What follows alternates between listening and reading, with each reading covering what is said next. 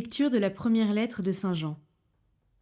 Bien-aimés, puisque Dieu nous a tellement aimés, nous devons nous aussi nous aimer les uns les autres. Dieu, personne ne l'a jamais vu. Mais si nous nous aimons les uns les autres, Dieu demeure en nous, et en nous, son amour atteint la perfection. Voici comment nous reconnaissons que nous demeurons en lui et lui en nous. Il nous a donné part à son esprit. Quant à nous, nous avons vu et nous attestons que le Père a envoyé son Fils comme Sauveur du monde. Celui qui proclame que Jésus est le Fils de Dieu, Dieu demeure en lui et lui en Dieu. Et nous avons reconnu l'amour que Dieu a pour nous, et nous y avons cru. Dieu est amour. Qui demeure dans l'amour demeure en Dieu, et Dieu demeure en lui. Voici comment l'amour atteint chez nous sa perfection. Avoir de l'assurance au jour du jugement. Comme Jésus, en effet, nous ne manquons pas d'assurance en ce monde. Il n'y a pas de crainte dans l'amour. L'amour parfait bannit la crainte, car la crainte implique un châtiment, et celui qui reste dans la crainte n'a pas atteint la perfection de l'amour.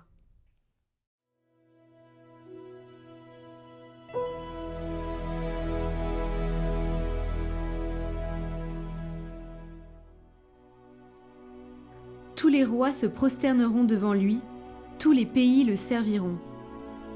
Dieu, donne au roi tes pouvoirs, à ce fils de roi ta justice.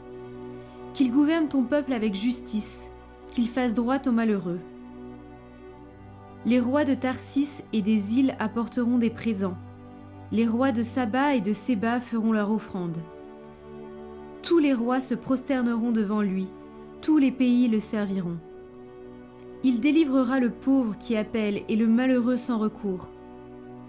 Il aura souci du faible et du pauvre dont il sauve la vie. Tous les rois se prosterneront devant lui, tous les pays le serviront.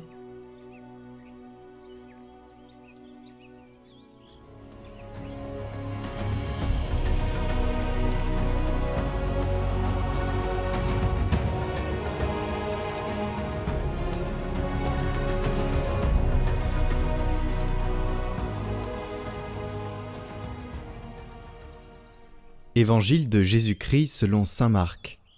Aussitôt, après avoir nourri les 5000 hommes, Jésus obligea ses disciples à monter dans la barque et à le précéder sur l'autre rive, vers Bethsaïde, pendant que lui-même renvoyait la foule. Quand il les eut congédiés, il s'en alla sur la montagne pour prier. Le soir venu, la barque était au milieu de la mer et lui tout seul à terre. Voyant qu'ils peinaient à ramer, car le vent leur était contraire, il vient à eux vers la fin de la nuit, en marchant sur la mer, et il voulait les dépasser. En le voyant marcher sur la mer, les disciples pensèrent que c'était un fantôme, et se mirent à pousser des cris. Tous, en effet, l'avaient vu, et ils étaient bouleversés.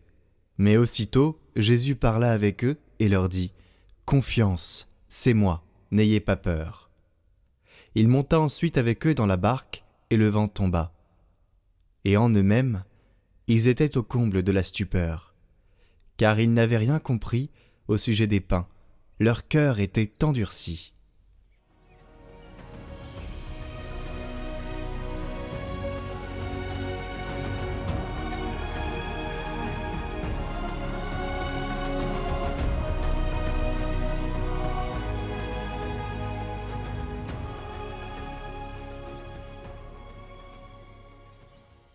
Après la multiplication des pains, Jésus envoie ses disciples sur la mer et lui reste seul à prier. Cette scène déjà est un peu mystérieuse. Dieu prie en Dieu. Et pendant ce temps, ses amis rament dans la nuit. Tout est là. La vie du croyant se joue souvent entre ces deux silences, celui du Christ en prière et celui du vent contraire. Les disciples peinent, l'eau se soulève et Jésus semble absent. Mais soudain, il vient, non pas d'en haut, mais du cœur même de la tempête. Il marche sur les eaux, comme pour dire « Ce qui te fait peur, je le foule sous mes pas. Quand ils s'approchent, ils ne le reconnaissent pas, ils croient voir un fantôme. Combien de fois faisons-nous la même erreur? Jésus vient à nous, mais sous des formes qui nous déconcertent. Un imprévu, une épreuve, un silence, et il nous parle. Confiance, c'est moi. Ces mots suffisent. Jésus ne supprime pas la tempête. Il la traverse pour que nous puissions tenir debout. Alors le miracle ici n'est pas que le vent tombe, mais qu'il soit monté dans la barque, avec nous. Dans la première lecture, Saint Jean le dit autrement. Dieu nul ne l'a jamais vu, mais si nous nous aimons, Dieu demeure en nous. Et qui demeure en nous, sinon le Christ lui-même, vivant par l'Esprit? Il n'est pas une idée, encore une fois, ni une mémoire. Il est celui qui habite, puisqu'il est vivant. Quand Jésus demeure dans l'âme, la peur ne peut plus gouverner, car l'amour parfait bannit la crainte. Et cet amour n'est pas un effort, c'est la présence de Jésus en nous. Tout simplement. Elle est douce, elle est brûlante, et elle est réelle. Jésus, le Fils de Dieu, n'abandonne jamais ceux qu'il aime.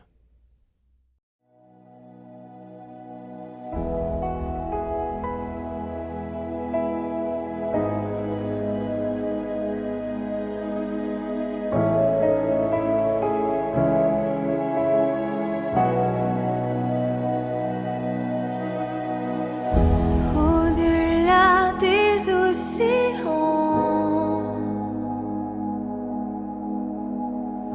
tu es venu me chercher.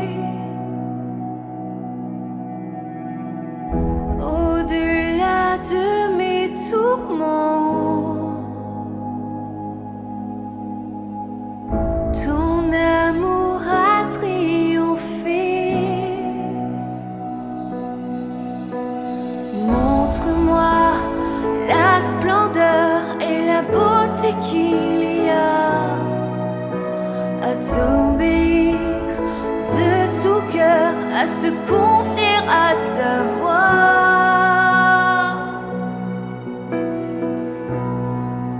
Tu viens relever le faible, tu le prends dans tes bras, tu le conduis vers ton Père, qui le console ici-bas. Entends le cri de ma prière, sois mon secours et ma joie. Passer de l'ombre à ta lumière, j'ai mis mon espoir en toi.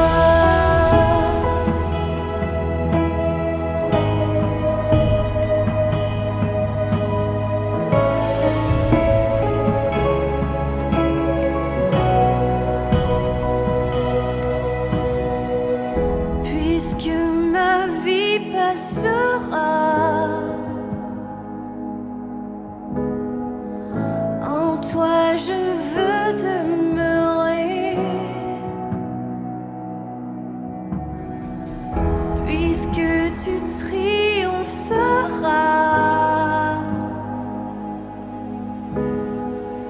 mon cœur en toi veut s'ancrer. Montre-moi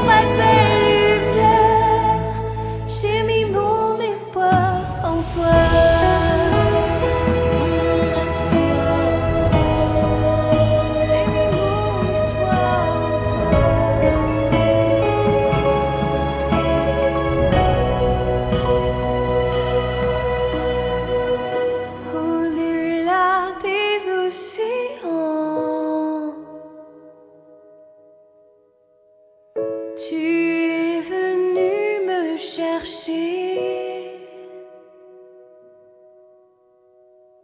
au-delà de mes tourments. Ton amour a triomphé. Montre-moi la splendeur et la beauté qu'il y a à